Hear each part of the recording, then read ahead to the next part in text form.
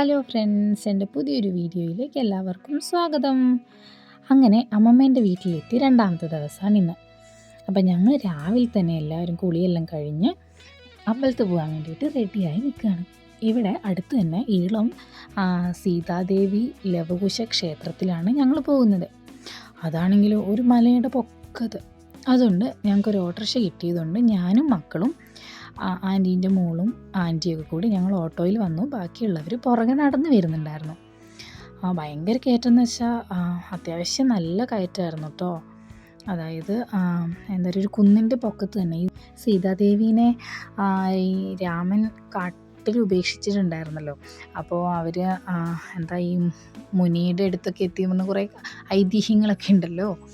അപ്പം അങ്ങനെ ഇവിടെ ഈ ഒരു പ്രദേശത്താണ് ആ ഒരു എന്താ പറയുക മുനിയുടെ ആശ്രമമൊക്കെ ഉണ്ടായിരുന്നത്.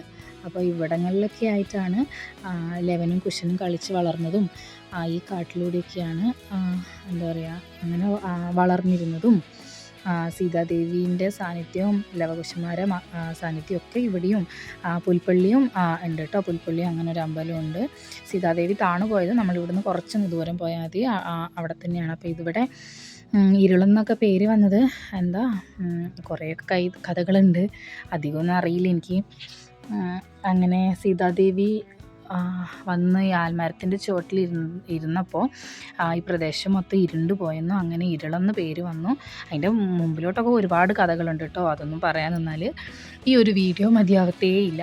അപ്പോൾ അങ്ങനെ അമ്മയും മക്കളൊക്കെ ആയിട്ട് ഒരുപാട് സ്ഥലത്തുണ്ട്. ഇവിടെ മുത്തങ്ങ സീതാദേവി ക്ഷേത്രമുണ്ട്, ലവകുശന്മാരെ തന്നെ. അതേപോലെ പുൽപ്പള്ളി തന്നെ 2-3 സ്ഥലമുണ്ട്. അതിലൊന്നാണ് ഇരുളം. പിന്നെ പുൽപ്പള്ളി ടൗണിൽ തന്നെ ഉണ്ട് ഒരു സീതാദേവി ലവകുശ ക്ഷേത്രം. അത് കഴിഞ്ഞ് വേറൊരു സ്ഥലത്തും ഉണ്ട്. അങ്ങനെ ലവകുശന്മാരും സീതാദേവിയൊക്കെ ആയിട്ട് വളർന്നതും എന്താ പറയുക അങ്ങനെയൊക്കെയുള്ള സ്ഥലമാണ് ഇവിടെ. പിന്നെ അങ്ങനെ അമ്പലത്തിൻ്റെ പണിയൊക്കെ നടന്നുകൊണ്ടിരിക്കുകയായിരുന്നു ഞങ്ങൾ പോയ സമയത്ത്. ഇവിടെ ശ്രീകോവിലൊക്കെ പണിതുകൊണ്ടിരിക്കുന്നുണ്ട്. അതുകൊണ്ട് വേറൊരു സ്ഥലത്തേക്കായിട്ടായിരുന്നു ശ്രീകോവിൽ ഉണ്ടായിരുന്നത്. അപ്പോൾ ഇവിടെ പണിയൊക്കെ നടന്നുകൊണ്ടിരിക്കുകയാണ്. അതായത് ഇരുളം സീതാദേവി ലവകുശ ക്ഷേത്രമാണ്. അങ്ങനെ ഇവിടെ ഞങ്ങൾ എത്തിയപ്പോഴത്തേക്കും അധികം വലിയ തിരക്കും കാര്യങ്ങളൊന്നും ഉണ്ടായിരുന്നില്ല. ഞങ്ങൾക്ക് അവിടെ നിന്ന് പ്രസാദമൊക്കെ കിട്ടി, പായസം ഉണ്ടായിരുന്നു. അങ്ങനെ പ്രസാദമൊക്കെ കിട്ടി. ഞങ്ങൾ നല്ലോണം തൊഴുത് ഇരുളത്തമ്മേനെ വിളിച്ച് തൊഴുത് പ്രാർത്ഥിച്ചു.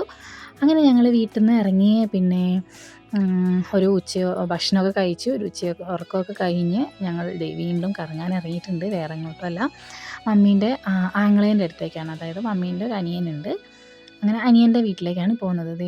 പിന്നെ അവിടെ എത്തിയപ്പോഴേക്കും അവിടെ മാമിൻ്റെ വീട് പണി നടക്കുന്നത് കാരണം ഞങ്ങൾ പിന്നെ വേഗം തിരിച്ചു പോന്നു കേട്ടോ. അധികം സമയമൊന്നും അവിടെ നിൽക്കാൻ പറ്റിയില്ല. എന്ന് വെച്ചാൽ അവിടെ ടൈലിട്ടുകൊണ്ടിരിക്കുകയായിരുന്നു.